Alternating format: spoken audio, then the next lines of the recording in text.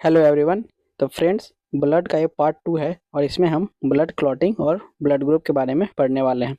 इससे पहले मैंने जो ब्लड का बेसिक एक लेक्चर है जिसमें हम ब्लड के बारे में लगभग सब कुछ पढ़ चुके हैं, सिर्फ यही एक दो टॉपिक रह गया है। तो ब्लड का पहला पार्ट अगर आपने नहीं देखा है तो चैनल पर जाकर के वीडियो को देख सकते हैं। फ्रेंड्स, आज की इस वीडियो में ब्लड क्लॉटिंग जो है उससे 4 सवाल आपसे एग्जाम में पूछ लेगा कि रक्त का थक्का जमाने में कौन सा प्रोटीन मदद करता है, या फिर रक्त का थक्का जमाने में कौन सा विटामिन मदद करता है, या फिर कौन सा तत्व काम करता है और कौन सा रुधिराणु मदद करता है। ठीक है, तो आपको रुधिराणु के बारे में चर्चा मैंने की है पहली वीडियो में। मैं आगे बताता हूँ कि क्या होता है रुधिराणु। ठीक है, तो इन सब के आंसर्स को जानने के लिए वीडियो का पूरा देखिएगा। चैनल पे नए हैं तो चैनल को सब्सक्राइब कर लीजिए और वीडियो अच्छी लगे तो अभी वीडियो को जो है लाइक करिएगा। ठीक है, तो चलिए वीडियो को शुरू करते हैं। फ्रेंड्स, अगर हम बात करें ब्लड क्लॉटिंग की, तो ब्लड क्लॉटिंग का जो मतलब होता है कि जब कभी भी आपके हाथ में कट या छिल जाए तो कुछ समय के बाद आप देखे होंगे कि ब्लड जो है अपने आप जम जाता है और ब्लड बहना बंद हो जाता है। ठीक है, तो ऐसा क्यों होता है, कौन सा प्रोटीन है, कौन सा विटामिन है जो ऐसा करने में हमारी मदद करता है। ठीक है, तो इसी को आज हम पढ़ेंगे। इतने सारे नाम देकर के आप कंफ्यूज मत होइएगा, कौन सा नाम आपको याद रखना है वो मैं आगे लेक्चर में अभी आपको बता दूंगा। ठीक है, तो चलिए पहले थोड़ा सा पॉइंट्स को देखते हैं और इसको समझने की कोशिश करते हैं। देखिए क्या होता है कि हमारे ब्लड में प्लेटलेट्स होते हैं। हमने पहले देखा है ब्लड का जो बेसिक वीडियो था उसमें मैंने आपको बताया है कि ब्लड में प्लेटलेट्स होता है जिसे थ्रोम्बोसाइट बोलते हैं।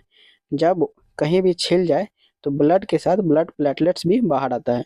जब वो ब्लड के साथ बाहर आता है और एयर यानी कि वायु से कांटेक्ट करता है तो ये दोनों मिलकर के बना देता है प्रोथ्रोम्बोप्लास्टिन, थ्रोम्बोप्लास्टिन बनाता है। ठीक है, थ्रोम्बोप्लास्टिन क्या करता है, वो ब्लड में मौजूद कैल्शियम और प्रोथ्रोम्बिन के साथ मिल करके थ्रोम्बिन बनाता है। देखिए इतने सारे नाम में कौन याद रखने हैं वही मैं आपको बता दूंगा, बस आप अभी इस प्रोसेस को देखिए।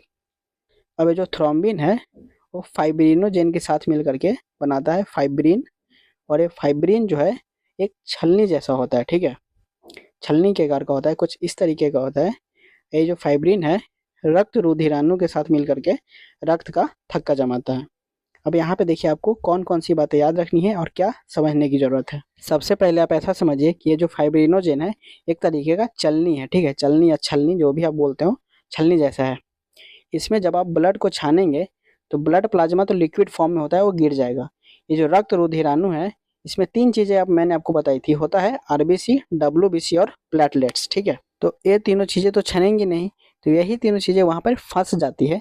जैसा कि नाली में अगर आप कोई एक ये लगा दें, मतलब जाली जैसा, तो कचरा जो कैसे वहां पे फंस जाता है, वैसे ही ये फाइब्रिन में रक्त रुधिराणु जो है फंस जाते हैं और उस जो कटा हुआ छिला हुआ पार्ट होता है उसको ब्लॉक कर देते हैं, और इस तरीके से ब्लड जो है बाहर आना बंद हो जाता है, ब्लड का क्लॉटिंग हो जाता है। ठीक है, तो आई होप कि ये तो चीज़ आपको समझ में आई। अब आपको यहाँ से कौन कौन से नाम हैं जो याद रखने हैं उसको चलिए हम आपको बतलाते हैं। तो फ्रेंड्स, प्रोथ्रोम्बिन और फाइब्रिनोजेन का निर्माण यकृत में यानी कि लीवर में होता है विटामिन के की सहायता से। तो अगर आपसे पूछ ले कि कौन सा विटामिन ब्लड क्लॉटिंग में यानी कि रक्त का थक्का जमाने में आपकी मदद करता है, तो है विटामिन के। एक्चुअली में विटामिन के जो है वो फाइब्रिनोजेन और प्रोथ्रोम्बिन का निर्माण कर रहा है, जो कि दोनों काफ़ी इंपॉर्टेंट था, पहले हमने प्रोसेस में देखा है। ठीक है, तो विटामिन पूछे तो विटामिन के ब्लड क्लॉटिंग में इंपॉर्टेंट है। अगर आपसे पूछ ले कि कौन सा प्रोटीन इंपॉर्टेंट है तो फाइब्रिनोजेन इंपॉर्टेंट है। ठीक है, तो आप समझ रहे हैं, पहले आप देख चुके हैं।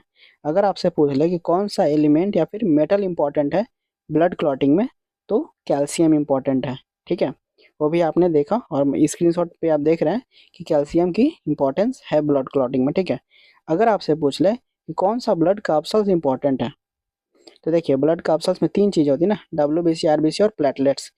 तो इसमें हेल्प कौन कर रहा है ब्लड क्लॉट कराने में, ब्लड क्लॉट कराने में प्लेटलेट्स हेल्प कर रहा है। ठीक है, जब ये प्लेटलेट्स यानी कि जिसे थ्रोम्बोसाइट बोलते हैं वो एयर के साथ कांटेक्ट करता है तो प्रोथ्रोम्बिन बनाता है। ठीक है, तो ये चीज़ आपको याद रखना है।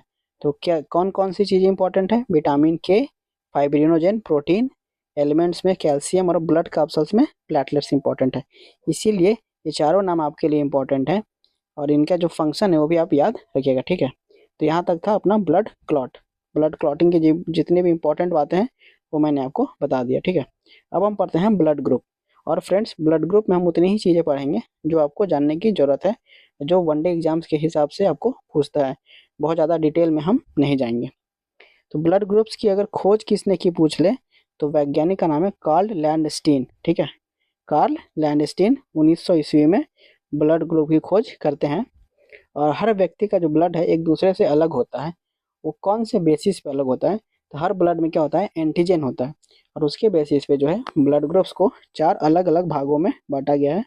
Blood group A, blood group B, blood group A B और ब्लड ग्रुप ओ। ठीक है, और अगर आपसे पूछ ले कि यूनिवर्सल डोनर कौन होता है, तो यूनिवर्सल डोनर होता है ब्लड ग्रुप ओ। मतलब वो किसी को भी अपना ब्लड दे सकता है, उसे सर्वदाता यानी कि यूनिवर्सल डोनर बोलते हैं। वहीं पे अगर आपसे पूछ ले कि यूनिवर्सल रिसेप्टर कौन होता है, तो यूनिवर्सल रिसेप्टर होता है ए बी ब्लड ग्रुप वाले लोग, जो किसी से भी ब्लड ले सकते हैं। ठीक है, तो इतनी बातें यहाँ से आपसे पूछी जाती हैं ब्लड ग्रुप के रिगार्डिंग। तो इतनी पॉइंट्स आपको जानने की ज़रूरत है। ठीक है फ्रेंड्स, अगर ये वीडियो आपको अच्छी लगे तो वीडियो को लाइक और चैनल को सब्सक्राइब करना बिल्कुल ना भूलें। और मैं 15 दिन 15 मैराथन करा रहा हूँ, जिसमें मैं रोज़ एक चैप्टर्स लेकर के आपके लिए आता हूँ बायोलॉजी का। ठीक है, बायोलॉजी के अलावा चैनल पे जियोग्राफी के भी वीडियोज़ हैं, और मैं लगातार जियोग्राफी के भी टॉपिक वाइज वीडियोज़ एनसीईआरटी के बेसिस पे, लूसेंट के बेसिस पे वहाँ पे अपलोड कर रहा हूँ। ठीक, तो अगर ये वीडियो आपको अच्छी लगी हो, इन्फॉर्मेटिव लगी हो, तो वीडियो को लाइक और चैनल को सब्सक्राइब जरूर कर लें। Thank you.